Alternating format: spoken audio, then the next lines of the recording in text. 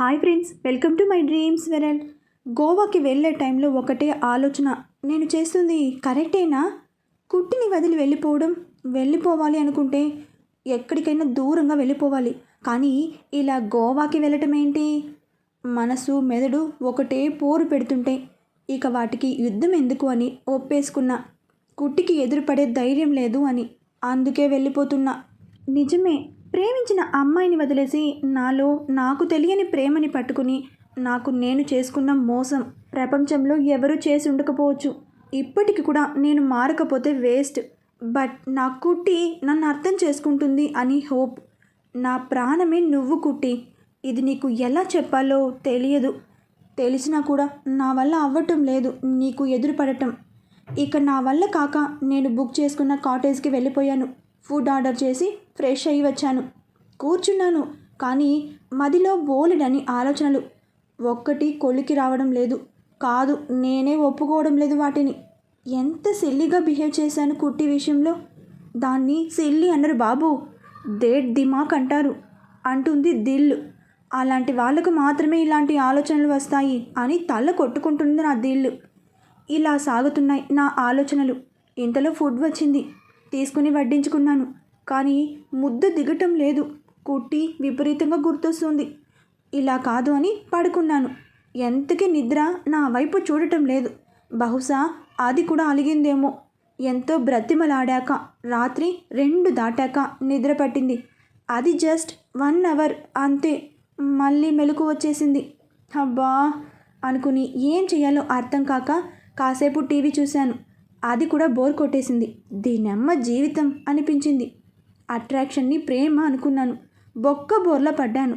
కుట్టి నా జీవితం అయిపోయింది. తనకెందుకు దూరంగా వచ్చేసానో అర్థం కావడం లేదు. ఇక ఇలా కాదు అని చెప్పేసి సగంలో ఆపేసిన నా కుట్టి ప్రేమ కావ్యం తన మనసుని చదవడం మొదలుపెట్టాను. అదే అండి, డైరీ చదవడం మొదలు పెట్టేశాను. ఎక్కడ ఆపేశాను? అదే అనుషతో పెళ్ళి అని చెప్పాను కదా, అక్కడ ఆపేశాను అన్నమాట.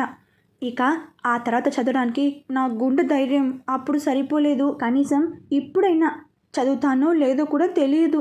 వాటర్ తాగేసి కాసేపు ధైర్యం తెచ్చుకుని చదవడం మొదలుపెట్టాను. ఏంటో బావా, అసలు అర్థం కావటం లేదు. మామ ఏమో నీకు వాడికంటే మంచి అబ్బాయిని తెస్తాను అంటాడు. నువ్వేమో వేరే అమ్మాయిని లవ్ చేసావు. నాకు మెంటల్ ఎక్కడం ఖాయంగా ఉంది. ఇటు మామకి ఎదురు చెప్పలేను, ఎందుకంటే మామకి నీకన్నా నేనంటేనే ఎక్కువ ఇష్టం. నా కోసం నీతో గొడవ పడటానికి కూడా సిద్ధంగా ఉన్నాడు. అంతలా ఇష్టపడే మామకు ఎదురు ఎలా చెప్పగలను చెప్పు? ఇక అత్త పరిస్థితి మామూలుగా ఏం లేదు. నాకులా తను బాధపడుతుంది. ఇద్దరం తన కళ్ళ ముందే ఉండాలి అని తన తాపత్రయం. ఇక అమ్మమ్మ కాసేపు నేను కనిపించకపోతే అల్లాడిపోతుంది. ఇలాంటి ప్రేమని వదిలేసి ఎలా వెళ్ళమంటావు చెప్పు బావా? నీకే నువ్వు చక్క అమ్మాయిని ఒప్పేసుకున్నావు, కానీ నేను అలా కాదు కదా. అయినా నువ్వు అబ్బాయివి, ఇంట్లోనే ఉంటావు, నీకేం ఇక హ్యాపీగా ఉండొచ్చు. కానీ నేను అలా కాదు. ఖచ్చితంగా వేరే ఇంటికి వెళ్ళాలి. నా వల్ల అవుతుందా? కనీసం ఇంకో వ్యక్తి పేరే మనసు ఓర్చుకోవడం లేదు. ఇక అతడితో జీవితం మొత్తం ఎలా ఊహించుకోవాలి? నువ్వే చెప్పు బావా. నీ ప్లేస్ వేరే వాళ్ళకి ఇవ్వాలి, అది కూడా మెంటల్గా అండ్ ఫిజికల్గా. ఇదంతా నా వల్ల కాదు అనిపించింది. అందుకే ఒక్కసారి నిన్ను అడగాలి అనిపించింది, నన్ను పెళ్లి చేసుకో బావా అని. అడిగితే నువ్వు తప్పకుండా నన్ను పెళ్లి చేసుకుంటావు నాకు తెలుసు. ఈ ప్రపంచంలో నేను ఏది అడిగినా కూడా వెంటనే నాకు అందివ్వాలి అని నీకు ఎల్లవెల్లలా ఉంటుంది. అలాంటిది నేను అడిగిన వెంటనే చేసుకుంటావు. కానీ అలా చేసుకున్నాక నువ్వు హ్యాపీగా ఉంటావా? చెప్పు బావా. ప్రేమించింది వేరే అమ్మాయిని, నన్ను పెళ్లి చేసుకుంటే అది జీవితంలో పెద్ద నరక యాతన. ఇప్పుడు నేను అనుభవించేది నువ్వు అనుభవిస్తావు. నీ బాధకి కారణమై నేనెలా హ్యాపీగా ఉండను చెప్పు?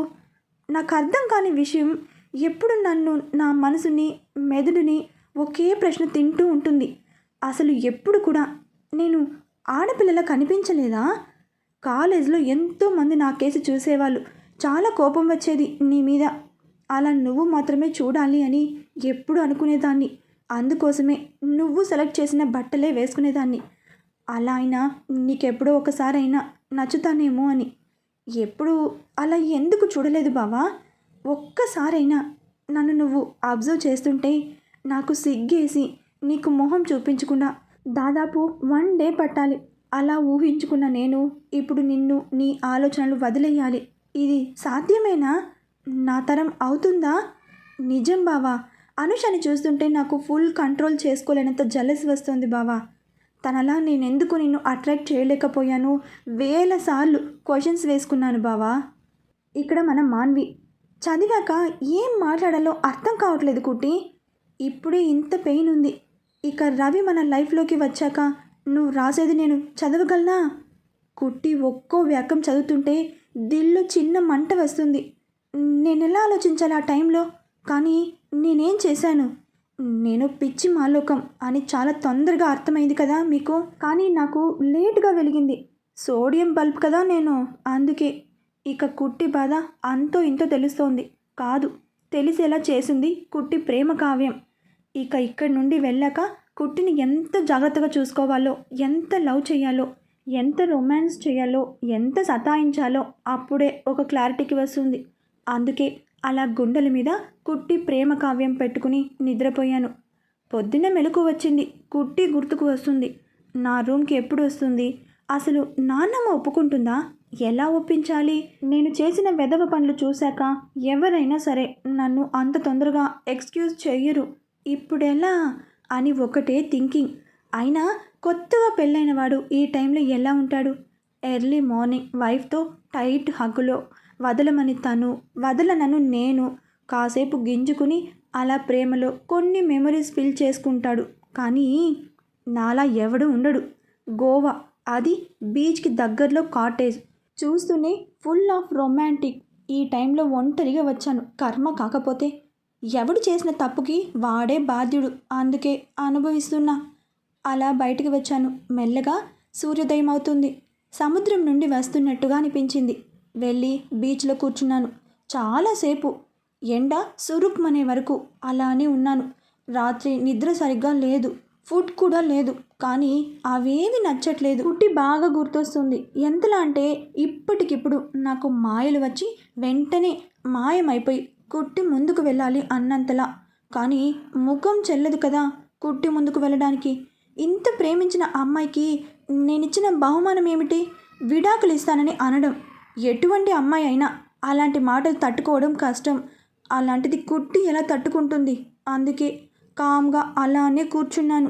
ఎందుకో అలా అందరినీ చూస్తూ కూర్చున్నాను. లెఫ్ట్ సైడ్ చూశాను క్యాజువల్గా. ఒక్కసారి షాక్ అయ్యాను.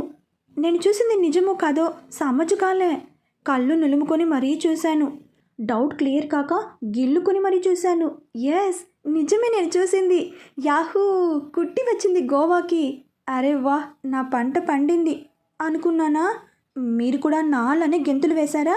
ఇక నేను కుట్టి కలిసిపోతే నా స్టోరీకి శుభం కార్డు వేసేయాలి అని ఆత్రం కదా? అంత లేదమ్మా. అక్కడ వచ్చింది కుట్టి మాత్రమే కాదు, మా సంత అంతా దిగింది. ఇప్పుడు అర్థమైందా? నాపై రివెంజ్ గట్టిగా ప్లాన్ చేసినట్టున్నారు మా వాళ్ళు. అందుకే అందరూ దిగారు. ఏ మాటకు ఆ మాట చెప్పుకోవాలి. కుట్టి ఏ డ్రెస్ వేసుకున్నా ఆ డ్రెస్సుకే అందం వస్తుంది. Blue jeans, grey colour short top. అబ్బో, అమ్మ కూడా ఫుల్ ఫాస్ట్గా రెడీ అయ్యింది. Jeans with full cotton top. Daddy అయితే షార్ట్స్ విత్ లూజ్ షర్ట్. ఆఖరికి నాయనమ్మ కూడా సాల్వర్ వేసుకుంది. బాబోయ్, ఇది నా ఫ్యామిలీయేనా అన్నట్టున్నారు అందరూ. ఆఖరికి శేఖర్ గారు కూడా దిగాడు విత్ శ్రావణి. వాడు కూడా షార్ట్స్ విత్ లూజ్ చొక్కా. అచ్చం బఫూన్లా భలే ఉన్నాడు. వాళ్ళు వాళ్ళ సెల్ఫీలు. బాబోయ్, నా వల్ల అవ్వటం లేదు వాళ్ళని చూడటానికి. నా 2 కళ్ళు సరిపోవడం లేదు. ఇంకో 2 అద్దెకు తీసుకోవాలి. పలకరిద్దామని వెళ్ళానా, ఎవరు బాబు నువ్వు అంట మా నాయనమ్మ. ఇక డాడీ అయితే, ఏ బాబు, ఊరికి వెళ్ళడానికి బస్కి డబ్బులు లేవా అంట. అమ్మకి చెప్పాడు పాపం కొన్ని డబ్బులు ఇచ్చి పంపించేయి అని. ఇక అమ్మ, ఏ బాబు, నగదు లేదు, ఫోన్పే కానీ గూగుల్ పే కానీ ఉందా? అయినా బస్ టికెట్కే డబ్బులు లేని వాడివి ఫోన్ ఎలా వాడతావు చెప్పు? ఇక్కడే ఓ గంట వెయిట్ చేయి, అప్పుడు పంపిస్తా ఓ 200 రూపీస్. ఇంతలో ఆ బఫూన్ గాడు అందుకుని, వద్దాంటి, ఇలాంటి వాళ్ళు డబ్బు కోసం అలా యాక్షన్ చేస్తుంటారు. మీరు అనవసరంగా డబ్బిచ్చి బద్దకస్తుని చేయకండి. ఏ బాబు, కాళ్ళు చేతులు బాగానే ఉన్నాయి, ఏదైనా పని చేసుకుని బ్రతకొచ్చు కదా. వీళ్ళు ఇలా మాట్లాడుతుంటే ఎవరు మాట్లాడుతుంటే వాళ్ళ వైపు చూడటం. కానీ శేఖర్ గారు మాట్లాడేటప్పుడు కుట్టి నా వైపు చూస్తుందా అని చూశాను. బట్ నో, చూడట్లేదు. అందుకే ఆ కోపం, వీళ్ళు చేసిన ఓవర్ యాక్షన్కి కలిపి వచ్చిన కోపం అంతా కలిపి కాలికి ఉన్న స్లిప్పర్ తీసుకుని శేఖర్ గాడి వెంబడి పడ్డాను. అలా అలా పరిగెత్తి ఆ బఫూన్ గాని ఫుల్గా కుమ్మేశా. ఇప్పుడు నా ఈగో సాటిస్ఫై అయ్యింది. లేకపోతే వీడి ఓవర్ యాక్షన్ 4 పీకితే అప్పుడు బయట పెట్టాడు. రాత్రే వచ్చాము నీ కాటేజీకి ఎదురు దాంట్లోనే. కుట్టి అమ్మమ్మ దాంట్లో డబుల్ బెడ్రూమ్ కాబట్టి ఆంటీ అంకుల్ కూడా అందులోనే. పక్కన ఉన్న రూమ్లో నేను శ్రావణి ఉన్నాం అన్నాడు. పాపం బిడ్డ నా దెబ్బలకు తట్టుకోలేకపోయాడు. అప్పటికే 12 అవుతుండడంతో కాటేజీకి వెళ్ళిపోయాను. ఫ్రెష్ అయ్యి బయటికి వచ్చా. వీళ్ళు కూడా రెడీ అయ్యారు ఫర్ లంచ్కి. నేను కూడా కామ్గా వెళ్ళాను వాళ్ళతో పాటే. కాసేపు నడిచి రెస్టారెంట్లో కూర్చున్నారు. కుట్టి పక్కన శేఖర్ గారు కూర్చోవడానికి వెళ్తుంటే వాణ్ణి లాగేసి నేను సెటిల్ అయ్యాను. కుట్టి సేమ్ ఉంది, నో యాక్షన్. అయినా ఎవరెవరికో ఇస్తారు ఆస్కార్, దీనికి ఇవ్వాలి. ఫీలింగ్స్ బయటపడకుండా యాక్టింగ్ చేయడంలో. శేఖర్ గాడికి వార్నింగ్ ఇచ్చా కదా, సో నోరు మూసుకొని కూర్చున్నాడు. అమ్మ స్టార్ట్ చేసింది ఇక. ఇదిగో బాబు, ఇక్కడి నుంచి లేవు. ఏదో బస్సు టికెట్ కోసం డబ్బులు ఇస్తామన్నాను కానీ ఇలా మాతో కూర్చుని తినడానికి పర్మిషన్ ఇవ్వలేదు. నాన్నమ్మ అయితే నా ముఖం చూడట్లేదు. అమ్మమ్మ మనవరాల్ని ప్రసన్నం చేసుకోవడానికి ఎన్ని రోజులు పడుతుందో. కామ్గా ఫుడ్ ఆర్డర్ ఇచ్చి తింటూ కూర్చున్నాను. అందరూ ఏదేదో మాట్లాడుతున్నారు. కుట్టి మాత్రం నోరు విప్పలేదు. తిన్నాక అందరూ షాపింగ్కి వెళ్ళారు. నేను కూడా వాళ్ళతో పాటే వెళ్ళాను. Just like body guard. కుట్టి షరా మామూలే ఒక చోట కూర్చుని ఫోన్ చూస్తూ ఉంది. మధ్యలో పిఏ ఫోన్ చేసినట్టున్నాడు, మాట్లాడుతూ ఉంది. నేను వెళ్ళి ఒక డిజైనర్ లాంగ్ ఫ్రాక్ తీసుకున్నాను. దానికి మ్యాచింగ్లోనే నేను కూడా ఒక సూట్ లాంటిది తీసుకున్నాను. ఇదిగో వీళ్ళ మధ్యలో ఇలానే ఉన్నాననుకోండి, నా జీవితం మీద నాకే విరక్తి పుట్టేలా చేస్తారు. అందుకే డిసైడ్ అయ్యాను కుట్టిని మాత్రమే సపరేట్గా తీసుకెళ్ళాలి అని. కుట్టి ప్రేమ కావ్యంలో ఉన్న కోరికలన్నీ తీర్చేయాలి అని డిసైడ్ అయ్యాను. అందుకే నైట్ డేట్ ప్లాన్ చేశాను. చూడాలి మరి ఎంత సక్సెస్ అవుతానో. ముందు నాకు వీళ్ళ పర్మిషన్ ఇవ్వాలి కదా కుట్టిని బయటకు తీసుకెళ్ళడానికి. వీళ్ళిచ్చేదంటే ఎక్స్ట్రాలు చేశారనుకో, కుట్టిని ఎత్తుకుని పారిపోవడమే. పిల్ల పిచ్చుకులు వన్స్ సింగం బరిలోకి దిగితే అంతే ఇక. ఆహా ఏముంది డైలాగ్ అని నాకే క్లేబుర్ర టెల్లింగ్. నీ మొహంలా ఉంది, అక్కడ ఉన్నది మీ నాయనమ్మ, నీకు 4 రెట్లు ఎక్కువే, ఆలోచించు అన్నది నా దిల్లు. వీటి మధ్యలో నేను నలిగిపోవడం స్టార్ట్ అయ్యి చాలా రోజులవుతోంది. ఇప్పుడు ఏం చేయమంటావు అని చివరికి చించి దిల్ని అడిగాను. అది ఏమందో తెలుసా, నానమ్మ దగ్గరికి వెళ్ళి కాకాపట్టు పని అయిపోతుంది అని. నా క్లే బుర్ర ఏమో ఎత్తుకొచ్చేయి అంటోంది. అలా విన్నావు అంటే నీ కర్మ. ఇప్పటి వరకు దాని మాటే విన్నావు. ఏం జరిగింది? అప్పుడెప్పుడో ఫస్ట్ ఎపిసోడ్లో జరగాల్సిన ఫస్ట్ నైట్ 15 ఎపిసోడ్స్ వచ్చినా ఇంతవరకు జరగలేదు. ఆలోచించు, కనీసం నా మాట వింటే అట్లీస్ట్ డేట్ అయినా సక్సెస్ అవుతుంది అంది నా దిల్. ఇక ఆఖరికి నా దిల్ మాట విని నాన్నమ్మని కన్విన్స్ చేయడానికి వెళ్ళాను. ఎదురు కాటేజ్ కదా, సో కుట్టి బయట ఉన్న పోర్టికో లాంటి దగ్గర నిలబడి బీచ్ని చూస్తూ ఎంజాయ్ చేస్తుంది. అది వుడెన్ కాటేజ్, పైగా మనమే మొత్తం బుక్ చేసుకున్నాం. కామ్గా వెళ్ళి కుట్టి పక్కన చైర్లో కూర్చొని వెదర్ ఎంజాయ్ చేస్తుంటే నేను కుట్టి అందాన్ని ఎంజాయ్ చేస్తున్నా. మీకు తెలిసిందే కదా, నా వైపు చూడటం లేదు యాజ్ యూజువల్. సాయం సంధ్యా వేళ ఆ బాణుడి ప్రతాపం తగ్గి లేలేత చంద్రుడి కిరణాలు పరుచుకునే వేళ పక్కన ప్రేమించిన చెలి 3 ముళ్ళు వేసి ముచ్చటైన బావ మరదల బంధంతో సహా అన్ని రైట్స్ ఉన్న నా అర్ధాంగికి ప్రేమతో ఎన్నో ఊసులు చెప్పుకోవాలి, ఇంకెన్నో స్వీట్ గిఫ్ట్స్ ఇచ్చుకోవాలి అనిపిస్తుంది. అందుకే కుట్టి అని పిలిచాను. తను నా వైపు కనీసం చూడలేదు. అదేంటి అనుకున్నాను, కానీ నేను మాట్లాడింది కనీసం నా పెదవి దాటి బయటకు రాలేదు అనిపించింది. అందుకే ఈసారి ఇంకొంచెం గొంతు గట్టిగా సవరించుకుని కుట్టి అని ఇంకాస్త గట్టిగా పిలిచాను. ఈసారి వింది. విన్నాక నా వైపు చూడకుండా చెవి దగ్గర ఫోన్ పెట్టుకుని వస్తున్నా అత్త అంటూ వెళ్ళిపోయింది. లోపలికి వెళ్ళాక ఏం చేయాలో అర్థం కాక కాసేపు అక్కడే ఆగిపోయాను. ఇక దిల్ చెప్పింది చెయ్యాలి అని నాన్నమ్మ దగ్గరికి వెళ్ళాను. నాన్నమ్మ బెడ్ వెనక్కి అనుకుని బుక్ చదువుతోంది. వెళ్ళి నాన్నమ్మ పక్కన కూర్చున్నాను. నాన్నమ్మ అటువైపు నుండి వెళ్ళిపోవాలి అని లేచింది, కోపంగా నా వైపు చూస్తూ. ప్లీజ్ నాన్నమ్మ అన్నాను కళ్ళలో నీళ్లతో. నాకే తెలియదు కన్నీళ్ళు ఎందుకు వచ్చాయో. ఇందాక కుట్టి అవాయిడ్ చేసినందుకా, లేకపోతే నాన్నమ్మ పట్టించుకోకుండా వెళ్ళిపోతున్నందుకా అర్థం కాలేదు. నా కళ్ళలో నీళ్లు చూశాక నాన్నమ్మకి ఫుల్ బాధ వేసిందేమో. మాన్వి అంటూ బాధతో ఆతృతగా పక్కన కూర్చుని చేయి పట్టుకుంది. నాన్నమ్మ ఒళ్ళు తల పెట్టుకుని ఏడ్చేశా. ఏడ్చే అబ్బాయిలను నమ్మొద్దు అంటారు, కానీ నా ప్రేమని ఎలా నిరూపించుకోవాలో అర్థం కాక ఏడ్చేశా. నానమ్మ తోపు కదా, అందుకే నా వెన్ను నిమురుతూ నేను కూల్ అయ్యే వరకు చూసి అప్పుడు లేపి వాటర్ ఇచ్చింది. కాసేపు కుదుట పడ్డాక ఇప్పుడు చెప్పు ఏం కావాలి అంది. నీకు తెలియదా నాన్నమ్మ? తెలియదురా, నీకేం కావాలో నాకెలా తెలుస్తుంది అని చాలా ఇన్నోసెంట్గా ఫేస్ పెట్టి అడిగింది. ఆ ఫేస్ చూశాక ఏం అడగాలో కూడా మర్చిపోయాను. కుట్టి రూమ్లోకి వచ్చింది అప్పుడే. నేను కుట్టిని బయటకు తీసుకెళ్ళాలి అనుకుంటున్నానమ్మా, అందుకు నీ పర్మిషన్ కావాలి, ఇవ్వగలవా అన్నాను. నేను కూడా చాలా ఇన్నోసెంట్కి మించిన డ్రామాటిక్ లెవెల్లో కాసేపు ఆలోచించి నాదో కండిషన్ అంది. తూ నా బతుకు, పెళ్ళాన్ని బయటకు తీసుకెళ్ళడానికి ఎన్ని కష్టాలా అనుకున్నాను ఇన్సైడ్. చెప్పు నానమ్మ ఏం చెయ్యాలో అని వంగోని చేతులు కట్టుకుని అడిగాను. నా అతి ఓవర్ యాక్షన్ చూశాక ఏమనుకుందో. నాకు ఇక్కడ ఫుడ్ నచ్చలేదు మధ్యాహ్నం, అందుకని చెప్పు నానమ్మా అన్నాను భయంతో కూడిన అతి వినయంగా. ఎవరెవరికి ఏం కావాలో కనుక్కొని అక్కడ అన్నీ ఉన్నాయి, డిన్నర్ ప్రిపేర్ చేసి వెళ్ళు అంది. నాన్నమ్మ రాక్స్, నేను షాక్స్. నానమ్మ అన్నాను బేలగా మొహం పెట్టి. ఆర్డర్ తీసుకో అంది. ఏంటో నేను బేరర్ అయ్యాను వీళ్ళకి అని గొనుక్కుంటూ బుక్కు పెన్ను తీసుకున్నాను. నాన్నమ్మ ముందు నిలబడ్డాను. ఆర్డర్ తీసుకుంటాను, బట్ నాదొక కండిషన్ అన్నాను ఓవర్ యాక్షన్కి బాప్లా. నన్ను కింద నుండి పైకి ఒకసారి చూసి చెప్పు అంది నిర్లక్ష్యంగా. నేను ఒక డ్రెస్ ఇస్తాను, నీ మనవరాల్ని వేసుకుని రెడీ అవ్వమని చెప్పు అన్నాను కమాండింగ్గా. అబ్బో అని ఒక ఎక్స్ప్రెషన్ ఇచ్చి వేసుకోకపోతే అంది నాకంటే ఎక్కువ లుక్తో. ఏముంది, మీకు డిన్నర్ ఉండదు అన్నాను.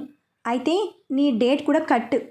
అవును కదా, ఎందుకు వచ్చాను, ఏం మాట్లాడుతున్నాను అని నా దిల్ తట్టి లేపాక ప్లీజ్ నానమ్మ ప్లీజ్, ఆఫ్టర్నూన్ డ్రెస్ తీసుకున్నాను, ఫస్ట్ డేట్, డిసప్పాయింట్ చెయ్యకు, నువ్వు చెప్తే వింటుంది నాన్నమ్మ అన్నాను. ఏమనుకుందో సరే, బట్ ఓవర్ యాక్షన్ చేయకుండా ఉంటేనే తీసుకెళ్తావు, లేకపోతే లేదు, అది నీ బిహేవియర్ మీద ఆధారపడి ఉంటుంది. సరే నాన్నమ్మ, నువ్వు అదే మాట మీద ఉండు అని వెళ్ళిపోయాను. లైక్ తోక ముడుచుకుని పారిపోయిన మంకీలా. కాటేజ్కి వెళ్ళి కామ్గా కాసేపు కూర్చుని వీళ్ళ ఆటలు ఎలా కట్టించాలి అని థింకింగ్. ఇప్పుడు టైం 6 అవుతుంది, ఇంకా టైం ఉంది డిన్నర్కి. అయినా ఇప్పుడు నేను వెళ్ళి ప్రిపేర్ చేయాలా? అంత సీన్ లేదు.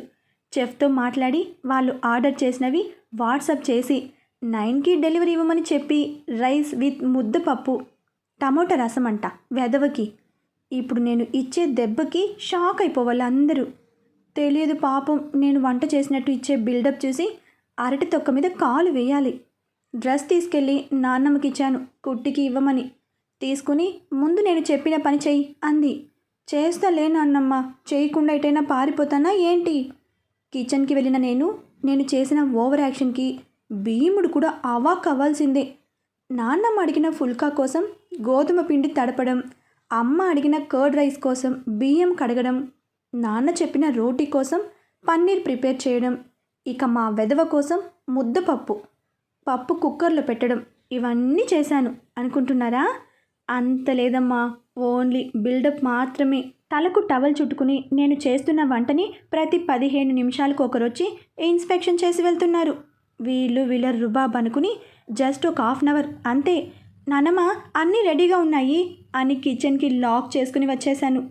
అమ్మ, వీళ్లకు నా ప్లాన్ తెలియకూడదు కదా.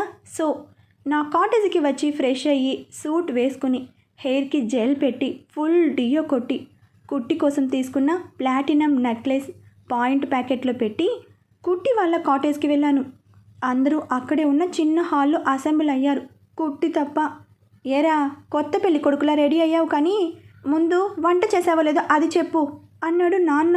మిగతా వాళ్ళు కూడా నేను చెప్పే ఆన్సర్ కోసం చెవులు కళ్ళు పెద్దవి చేసి చూస్తున్నారు. అదెంతసేపు నాన్న, ఎప్పుడో అయిపోయింది. కాకపోతే కుట్టి వస్తే మేము బయటకు వెళ్ళేటప్పుడు మీకు కిచెన్ కీస్ ఇచ్చి వెళ్ళిపోతాం. అంతలో అమ్మ నాకెందుకో డౌట్ కొడుతోందే అంది. అమ్మా నువ్వు నీ డౌట్స్ అంటూ పక్కన కూర్చుని మెడ చుట్టూ చేతులు వేసి సైడ్ హాక్ చేసుకుని అలా కాసేపు కళ్ళు మూసుకున్నాను. ఎందుకో తెలియదు, ఫుల్ షివర్ అవుతున్నా ఇన్సైడ్. అందుకే అమ్మ ఒడికి మించిన మెడిసిన్ లేదు. కాసేపు అలా ఉన్నాక అమ్మ కోపం మర్చిపోయిందేమో. ఏమైంది నాన్న అంటూ లాలనగా అడిగింది. ఏం లేదమ్మా, నిన్ను మిస్ అయినట్టు అనిపించింది అన్నాను. అదేం కాదంటీ, వీడేదో మిస్టేక్ చేశాడు, అందుకే భయపడుతున్నాడు అంటూ పుల్ల పెట్టాడు వేస్ట్ ఫెల్లో. ఒరేయ్, మార్నింగ్ తిన్నవి సరిపోలేదా చెప్పు అన్నాను. కామ్ అయిపోయాడు వెధవ. నాన్నమ్మ పక్కన కూర్చుని భుజం మీద తల పెట్టాను. ఏం పర్లేదు, నువ్వు నీలా ఉండు చాలు, అన్నీ సెట్ అవుతాయి. మనసు మాట విను అన్నది నా భుజం మీద తడుతూ. వీళ్ళింత సపోర్ట్ చేస్తున్నారు, నేను వంట చేయలేదు అని తెలిస్తే రేపు నా పరిస్థితి ఏంటో. రేపు కథ రేపు చూసుకుందాం. ఇంతలో కుట్టి వచ్చింది. లాంగ్ ఫ్రాక్లో సెండ్రెల్లాని మించిపోయింది. నా 2 కళ్ళు ఫుల్ స్కానింగ్ చేస్తున్నాయి కుట్టి అందాల సిరిని. అంతులేని అందాల సిరి నా కుట్టి. ఇక నా కళ్ళ ముందు అన్నీ బ్లర్ అయిపోయాయి. జస్ట్ కుట్టి మాత్రమే కనిపిస్తోంది. చేతులు చూశాను, చిన్నగా షివర్ అవుతున్నాయి. అమ్మా, కుట్టికి కూడా సిగ్గుపడటం వచ్చే. It's miracle.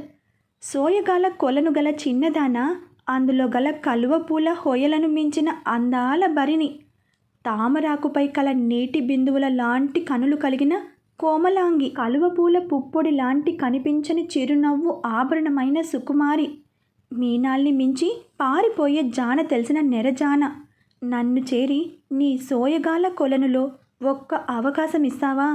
హృదయ నుండి తనువు వరకు నీకే సమర్పిస్తాను అని చెప్పాను. నాకే తెలియని కవిత్వం కుట్టి కావ్యం చదివాక వంటబట్టిందేమో వెల్లువల పొంగి పొర్లింది. అందరూ షాక్ నేను చెప్పిన విధానానికి. వాళ్ళు ఆ షాక్లో ఉండగానే నాన్నమ్మ చేతిలో కీస్ పెట్టి, నేను వంట చేయలేదు, కాసేపట్లో మీకు ఫుడ్ వస్తుంది తినేయండి అని చెప్పి నాన్నకి అలాగే శేఖర్ గాడికి హగ్ ఇచ్చి చాలా అంటే చాలా స్పీడ్గా కుట్టిని తీసుకొని బయటికి పరిగెత్తాను. అంత ఇసుక కదా, కుట్టి పరిగెత్తలేకపోతుంది. కాసేపు ఆయాసం తీర్చుకోవడానికి ఆగాను. కుట్టి ఆయాసపడుతుంది, కళ్ళు మూసుకుని ఉంది. వెంటనే చేతుల్లోకి తీసుకున్నాను, అంటే ఎత్తుకున్నాను. కుట్టి షాక్ అయ్యి అలానే చూస్తూ ఉంది. నాకు ఫస్ట్ టైం సిగ్గేసింది. కుట్టి అలా చూస్తూనే ఉంది. కాసేపు అయ్యాక ఏమనుకుందో కళ్ళు మూసి డైరెక్ట్గా అరేంజ్ చేసిన టేబుల్ దగ్గరికి వెళ్ళాను. అక్కడ దింపాను తనని. చుట్టూ చూసింది కుట్టి. వెల్కమ్ చెప్పి నేను తెచ్చిన ప్లాటినం నెక్లెస్ పెట్టాను. పెట్టి చిన్న ముద్దు పెట్టాలి అనిపించింది. అందుకే వెనుక నుండి హగ్ చేసుకుని చిన్నగా పెదవుల్ని అంటగా అలా ఉంచాను. మినిట్ నా మనసు ఊయలు లూగిపోతుంది. కుట్టి కూడా ఏమనుకుందో ఏం ఆలోచిస్తుందో తెలియదు, కానీ అలా తలని వెనక్కి పెట్టి ఫీల్ అవుతుంది నా హగ్ని. నాకు అర్థమవుతుంది. కానీ కాసేపు అయ్యాక తన కన్నీళ్లు నా చేయిపై పడ్డాయి. కుట్టి అన్నాను ఆత్రంగా. కామ్గా నన్ను వదిలించుకుని వెళ్ళి దూరంగా ఇసుక తెన్నెలపై కూర్చుంది చంద్రుని చూస్తూ. మన కుట్టి మన హీరో దగ్గర మనసు విప్పి మాట్లాడుతుందా ఈరోజైనా? చూద్దాం తరువాతి అప్డేట్లో. బాయ్ ఫ్రెండ్స్, మరొక భాగంతో కలుసుకుందాం.